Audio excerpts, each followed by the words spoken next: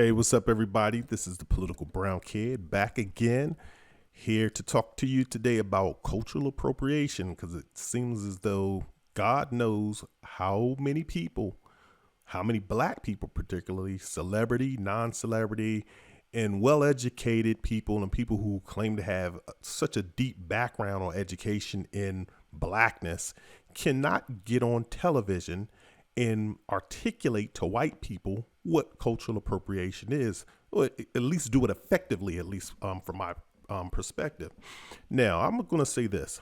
I like Killer Mike. I don't know too much of his music. I didn't really grow up listening to Killer Mike too much. I'm a '70s baby, but I just wasn't into Killer Mike. Not no disrespect. I just wasn't really exposed too much to his music. I'm exposed to Outkast. I loved Outkast, but I really didn't gravitate into Killer Mike. No disrespect. I'm pretty sure he was a great artist. He seems to be an equally great, at least conversationalist and educator on racial issues. The one flaw that I had with him, and I was like, because I thought Killer Mike was going to nail it, but I was just like, damn, Mike, was when he got on Bill Maher. Now, I can understand. Apparently, him and Bill Maher are friends. At least that's the way Bill Maher put it. It seems as though they had a relationship. At least that's the way Bill Maher was putting it. Like they have some history between the two of them. And I can understand because, I'm the luxury that I have is, number one, I'm a nobody. Nobody knows who the heck I am. Probably about 4 people only see my views in my posts. But I do this anyway because, hell, I have nothing else better to do with my life for my time. But I can understand probably someone throwing a microphone in front of your face and you're in a studio surrounded by a bunch of white people, knowing that a bunch of white people are watching this television show. And what I'm talking about is the Bill Maher show. So he's in the studio and he has a bunch of people in the audience looking at him. Most of those people, I'm pretty sure, white. The panelists were white. Bill Maher's white. And the audience is white.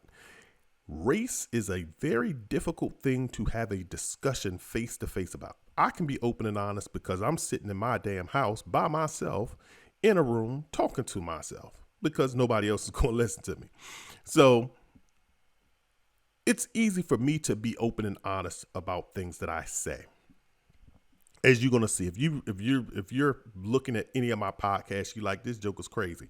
But what I'm saying is truthful. What I'm saying is honest, and what I am saying is correct because I live it and I walk it every day.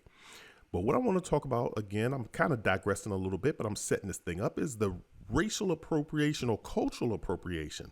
Racial appropriation is a good term too, but Killer Mike got on that on Bill Maher. If you ever have a chance, try to look it up and find it. And Bill Maher asked him, it was like as soon as Killer Mike came out, he just turned to Killer Mike and asked him, is cultural appropriation real? And Killer Mike, I'm sorry, bro, but you just didn't nail it. You kind of you wavered. You wavered. And you allowed Bill Maher to put you in a trick bag, which I didn't think that he could do, but he did it. Here's what cultural appropriation is. Really, cultural appropriation, it comes from, it stems from systemic racism.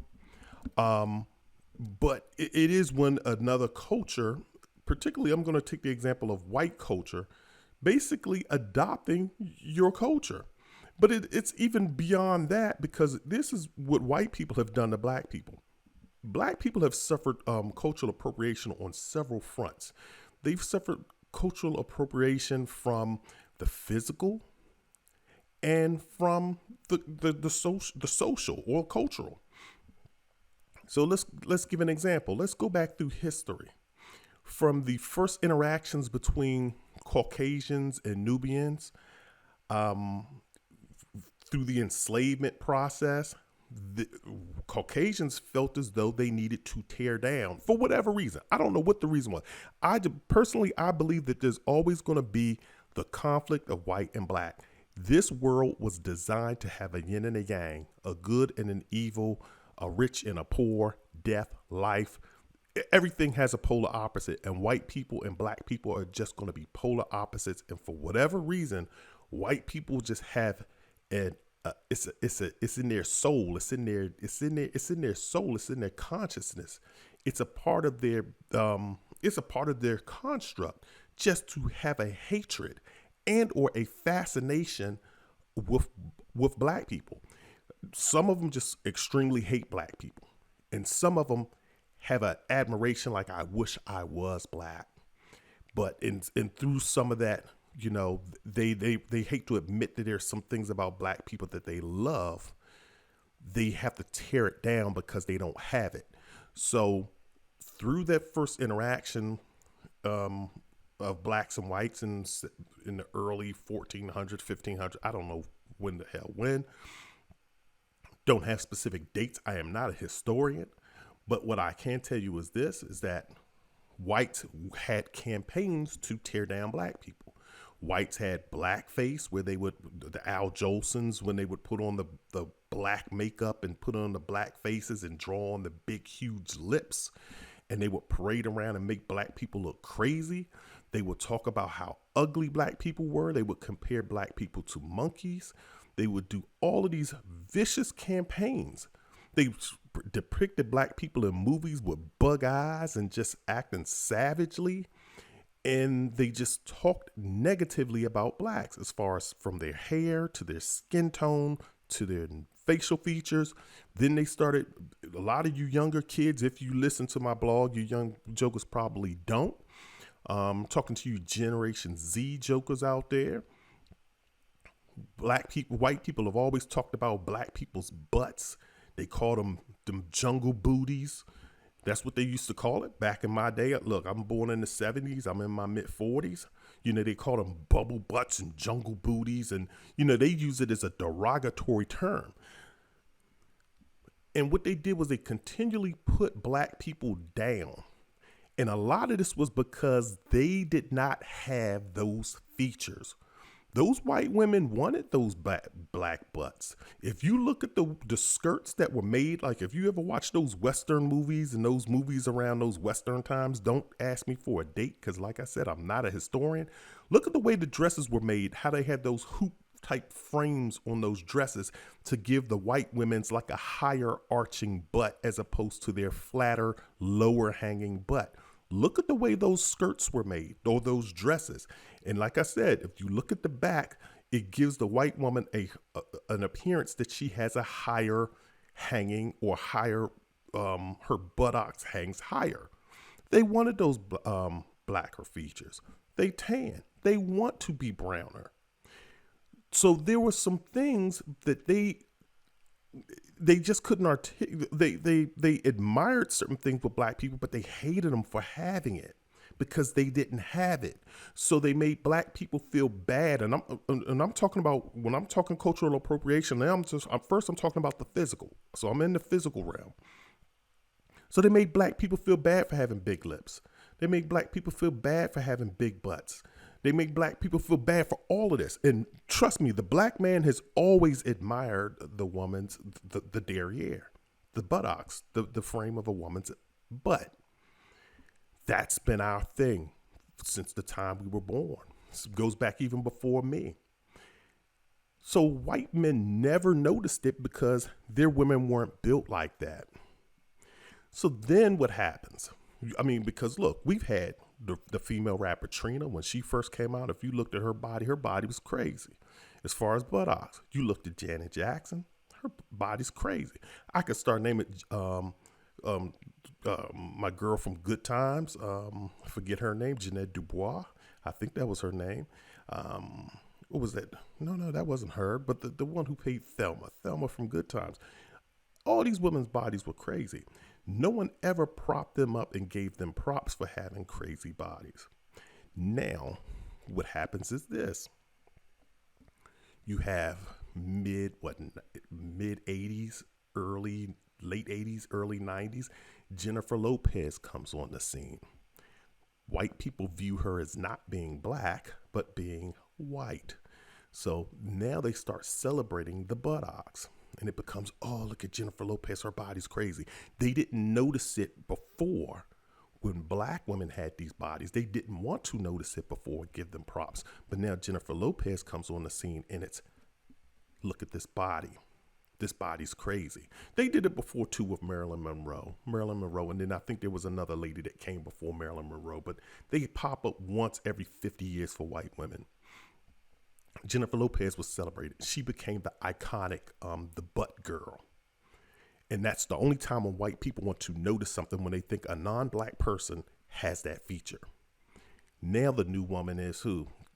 I won't even say her name, but she's a part of that family that married that crazy dude, that crazy Kanye West. And now she's become the face of the derriere. Even dumbass Ice-T, this man Dingo, and that's not a term that he should take as being a badge of honor, but his wife comes on the scene. And she has the audacity to say, I am the pioneer. I'm paraphrasing here. So let me just be clear. I'm paraphrasing. I am the pioneer of the butt craze. Really? You maybe in the white world you are, but not in the black world. So this is what you call cultural appropriation.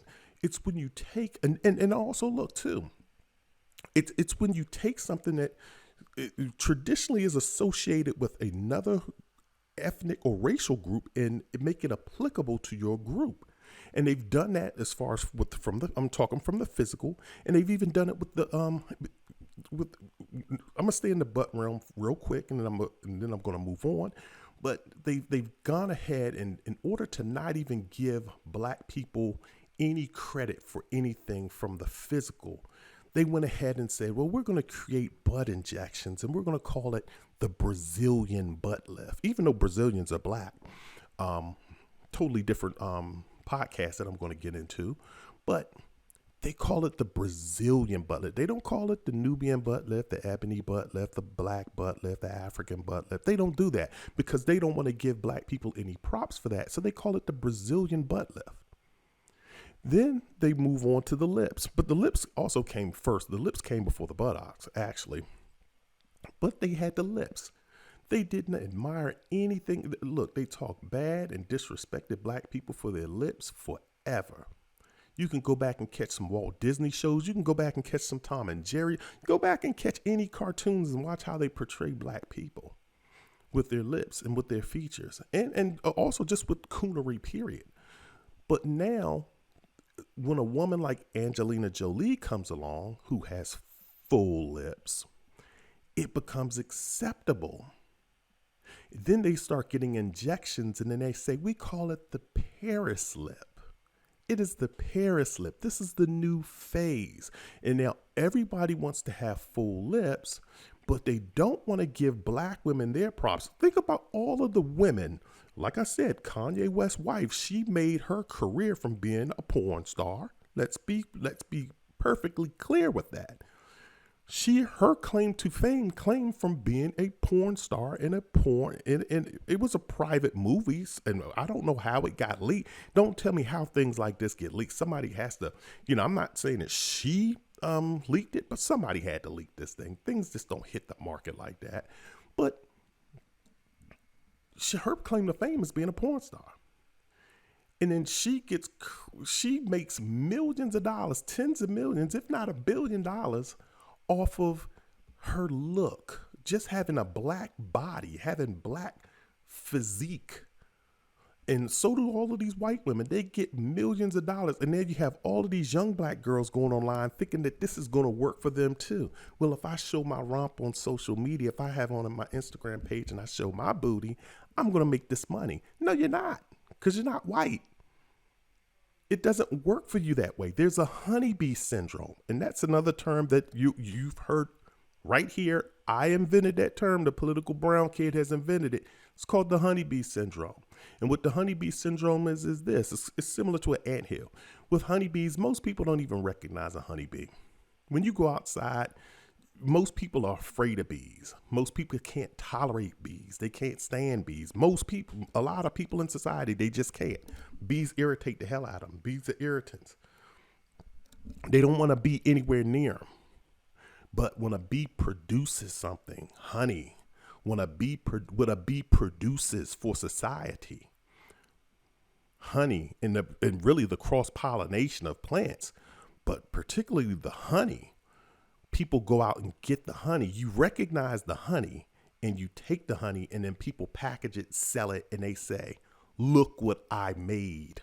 This is, XYZ honey. They put their own brand on something that they didn't even create. B doesn't get any recognition or credit for anything. He's just a part of the process. Honeybee syndrome. And when you're talking cultural appropriation, we're talking about that. We're talking about how white people have torn down black people and made them feel not really inferior, physically inferior, like your physique, your hair, your nose, your skin color, your lips, your buttocks. It's just, it's not even appealing. But then as soon as they get those features, then it becomes appealing. And then they look at it like, yeah, we don't know why this just all of a sudden this has just become popular. And then they want to take credit for it. Now, every black girl that walks down the street, you have white girls now saying, I want to know if her butt is real or not. No, her butt's real. It's your butt that's not real. But you want to challenge and question. But see, now they challenge physiques that we've always had. But now it becomes a question of now they come into question the beauty and gift that God gave you, which was your build, your physique. Let's move into getting away from the physique, because I think you get where I'm going. Now let's get into the cultural aspect of it. Let's talk about, I want to talk about slang and jargon, just as far as for one's ability to communicate. It's been an unfortunate part of humankind period. And black people do it to whites. White people do this to blacks. Where you'll see somebody and you disrespect them or make fun of them for being different than you are. Like I said, black people do it about whites. White people do it about blacks. It's unfortunate. You look at someone's music and then you make fun of it because it's something that you're not into. And that's something that all human beings need to stop doing that. It really has no place. You need to embrace people's differences and embrace people's, what diversity people bring to the table, whether it be music, art, perspectives, and so forth. But when you looked at when hip hop started, or just even the way black people talk and communicate in the languages that we created, in the terms that we created, we got ridiculed for that. White people had their terms, gnarly, oh man, this is gnarly. They started the whole awesome thing. And it's a thing too, where you can't just say awesome. You have to say awesome. And I notice people say that, and that pisses the hell out of me off. It just sounds so, but again, that's stupid. But black people, they trying to adopt these. You'll hear a lot of black people say it like that too. And it's crazy to me. But I digress. But white people have their words, and no one really, they don't make fun of that. But when black people came out with their words like dissing and shout outs and, peace out and all of these other terms, white people started making fun and being like, you're talking black, yo, yo, yo, yo. And, they would put in this deep voice and just start really acting, yo, yo, yo, yo, and just talking real craziness. So they started making black people feel real bad about their particular jargon and culture in the way they speak in their dialect within their own tribe. And so what you see now is you saw black people try to do a reversal. If you ever get a chance, watch the movie Aquila and the Bee. That is starring Keke Palmer and Lawrence Fishburne, and also Angela Bassett's in that movie as well. It is basically about a black girl from I think Compton or some part of Watts or some part of California, and apparently she's in a she's in a lower middle or middle class neighborhood, and she wants to be in this spelling bee. And, this is how all of the black movies go anyway. It's always some some girl in the hood or somebody in the hood who wants to get out. They always do. I don't know why they do that crap to us, but they do it. But, I'm kind of digressing. But basically, the premise of this movie is that Keke Palmer plays Akilah. She's trying to enter into this spelling bee, the national spelling bee, and she wants to go all the way and win it. Her mother's a single mother. Of course, they always make the black woman the single mother, not unless she's married to a white man. We'll talk about that interracial stuff in another podcast. I'm definitely going to get to that. But a black woman always struggles unless she got a white man with her. But Keke Palmer's raised by a single mother, and she's trying to enter into this spelling bee. So eventually, Keke is paired up. I think her school or someone pairs her up with Lawrence Fishburne's character. He is an ex-college professor whose daughter passed away. So he's been struggling with the death of his child secretly in the movie. He's been kind of struggling with that. So he's kind of being Akilah's teacher in regards to helping her, spell words and, master the art of spelling. She goes to his house. They're having a conversation, and, Keke's talking, and she's like, why'd you have to? She uses the word dis in a sentence, D-I-S-S, such as what we would say dis. She uses the word dis in a sentence, and he says, look, I told you not to come here talking that jargon, talking that street hood talk, and they call it street hood. Anytime you want to refer to something as being ignorant or just,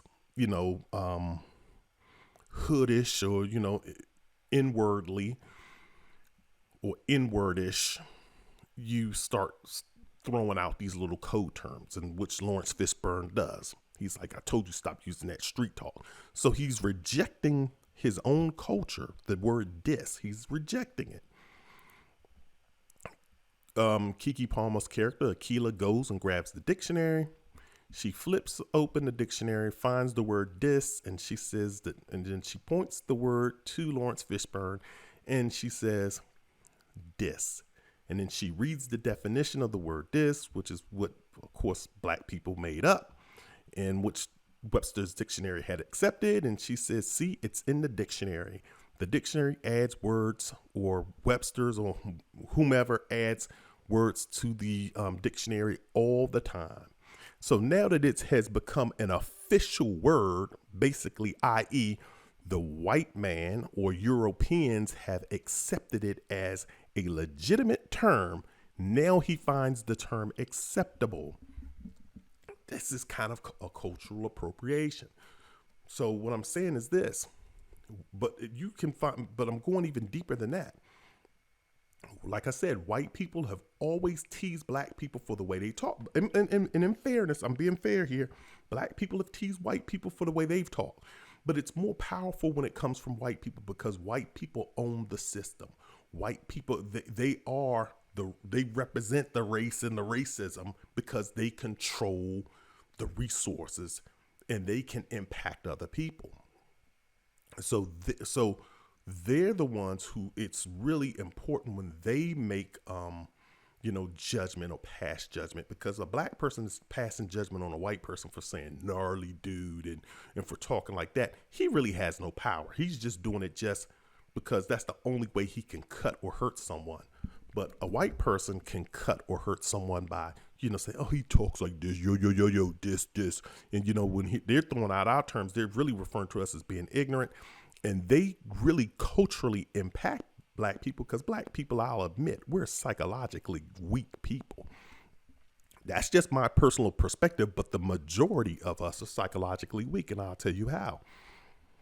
So we abandon our own culture and we start talking white, and we go into the workforce and we do it. We take the bass out of our voice and we start throwing out white words, and, we start trying to talk white. And then I walk into a meeting, and here's this woman, and trust me, I've been in several meetings, where people will do this. And this is not only coming from, professionals, but this is coming from managers, directors. I've had senior managers. I've had executives do this, we'll be in conference calls or we'll be in a meeting and they'll say, oh, and I also want to give a shout out to so-and-so because so-and-so did this. And I want to give a shout out. And now they've adopted the word shout out. And they've adopted a lot of other words that we originated and started. So where I'm going with that is this. From a linguistics perspective, white people have always had a way or means to make black people feel bad for the words they've used, for the jargon that they say, for their dialect. And then they adopt it. And then we don't adopt it unless we see the white man or the white woman until it becomes socially acceptable or culturally acceptable within the white society. Then we use that to validate ourselves. Now, again, I'll say this. A lot of this is not white people's problem. Well, it's really our own problem because we should be like, I don't give a damn. You know, this is my culture and I'm going to be proud of it. But again, white people can stop you as far as professionally from moving forward if you speak a certain way. And again, this is a part of the cultural appropriation from a linguistics perspective. From a cultural perspective, I think you also get it again. You know, when, wearing African garbs or kentes is not cool unless you see a white person do it. You know, braiding your hair is traditionally a black thing. And it doesn't get recognition when a black person wears Bantu, I think they call them Bantu braids.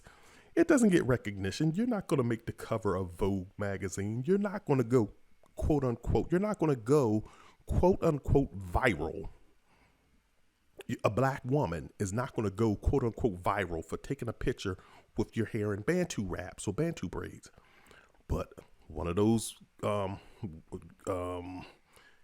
West's sister-in-law, and I'm not going to mention her name, she took a picture wearing a traditionally black or African, to be more specific, to add specificity to it. She took a picture with her hair in an African hairstyle, Bantu wraps or Bantu braids.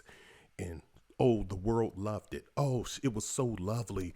And she's a trendsetter and she's given all of these different terms. Whereas now you have Gabrielle Union being exited from a show, Simon Cowell's show. Don't know which one. I forget the name of it. I don't know if it was one of them shows. I'm not even going to mention the name, but Simon Cowell show, just look it up. Gabrielle Union, fired or exits Simon Cowell's show. And one of the reasons why was because her hair was too ethnic.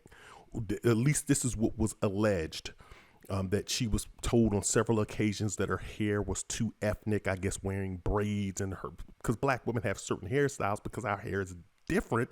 So of course they're going to style their hair differently. It was too ethnic for the producers of the show.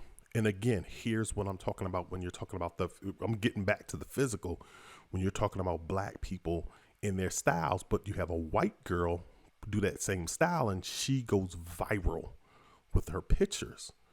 And this is a cultural appropriation because not only does it become acceptable, she gets that psychological affirmation, but then she also gets recognition, she gets kudos, and she probably also gets monetary gain from her cultural appropriation.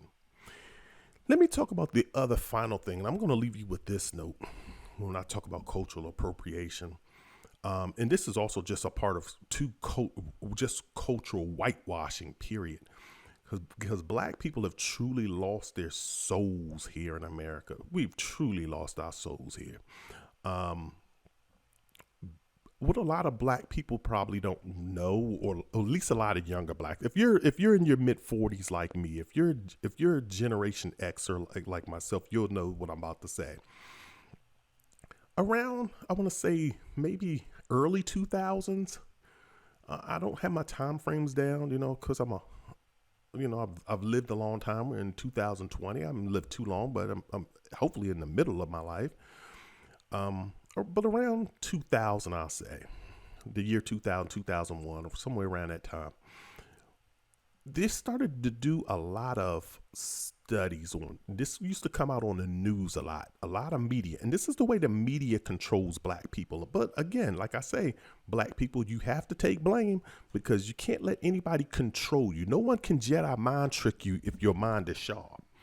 And so you have to keep a sharp mind. And if you're just going to be a weak individual, then God help you. Then maybe you deserve your fate. But there was a study, and the news broadcasted it all over the local news. It made national news. It made newspapers.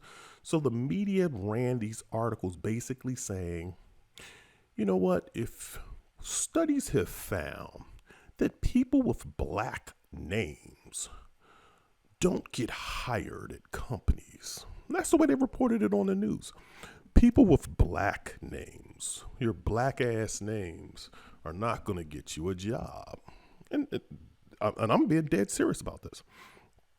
So a lot of them, they started reporting that people who got jobs had more European names.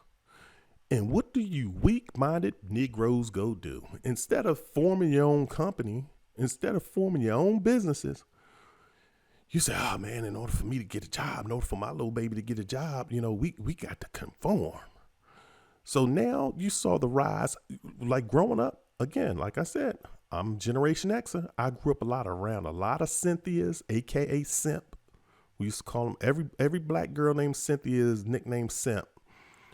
Grew up around a lot of Cynthias, grew up around a lot of Keishas, grew up a lot of LaKeishas, grew up around a lot of, tongue-tied, grew up around a lot of Yolandas, grew up around a lot of Antoinettas, Antoinette, Tanishas, Latanyas, grew up around a lot of them. A lot of black people with a lot of black names, a lot of ebonies, grew up around a lot of ebonies, some mahoganies, grew up around a lot of black people with a lot of nice names. And as soon as that study hit, man, now all you see running around are a bunch of dynasty babies. I call them dynasty babies. A lot of Chases, a lot of Taylors, a lot of Baileys, a lot of Jordans, these one syllable names or these unisex names that are very Christian, very Anglo-Saxon. They're going to get you a job. They're going to make you socially or culturally acceptable. And no matter what you do, you still getting your ass shot in these streets by the police and by others. You still getting your ass denied a job. You still getting your ass having that glass ceiling put above your head. And you're willing to sell your souls out instead of just creating your own institutions and loving your own institutions. And I'm going to make a post about that too. But this is also the form of cultural appropriation, because here it is. You have white people, they drop little subtle hints. This is just kind of like dry snitching almost. You drop a little subtle hint, like, black people with black names, your black ass names, you're not going to get a job. And then they throw that study out there, and then they be like, okay, and now we'll move on to sports. And then they move on, they hit you with this study, and then they make you feel shitty about your name and about your culture and about yourself. And then they move on to another topic. And then white people don't have to change their name. You look at a lot of these white girls, they run around here with real white names, Mary Kate, Margaret. They don't get denied jobs, but only you guys. And you guys fear it. And instead of relying on your own content and on your own abilities, you think that a simple name change is going to get you somewhere in society and get you accepted. And you wind up doing your kids a disservice by giving them these names that don't reflect their culture. You don't respect your own culture. So how can you expect other people to respect you? You can't let other people change you. Culturally, we are who we are. And it is what it is. And that's the only thing that we can do. And what I'm starting to see now, and the reason why I brought that up is a part of a cultural appropriation, because I actually had a plumber come to my house. I had a plumber come here. White joker. When I called the house, when I called the company, they was like, yeah, Dyron's going to be out there. He'll come take care of you. And I was like, oh, okay. I'm expecting to see a brother show up. Dyron is a white joker jumping out the truck. I'm starting to see a few white Keishas running around. It's called cultural appropriation. That's what cultural appropriation is. It's making one person feel real crappy about their culture, about what things that are specific to them, and then you adopting it and praising it. Or it's also too about you not recognizing and respecting the beauty of one's culture until you adopt it. That's what cultural appropriation is. And I wish to God that my man Killer Mike had just really broke that down when he got on Bill Maher, because he did have a big platform. And again, I'm not trying to disrespect Killer Mike. I think Killer Mike has a lot of good knowledge. I think that Killer Mike, there's some things that I differ with him on. You're going to have disagreements with a lot of people. But I think that Killer Mike really had a platform to really get in there. But I can understand it, because if I was probably had 1,000 white people staring at me, I probably would have tried to toe a line. And that's why I stay here and I do my thing from my room, where I can speak my mind freely without any compromises. But I just wanted to drop this gem on cultural appropriation, and I hope you understand it. If you don't, hit me up and I'll probably try to clarify it further. Again, this is the Political Brown Kid, and I'm out.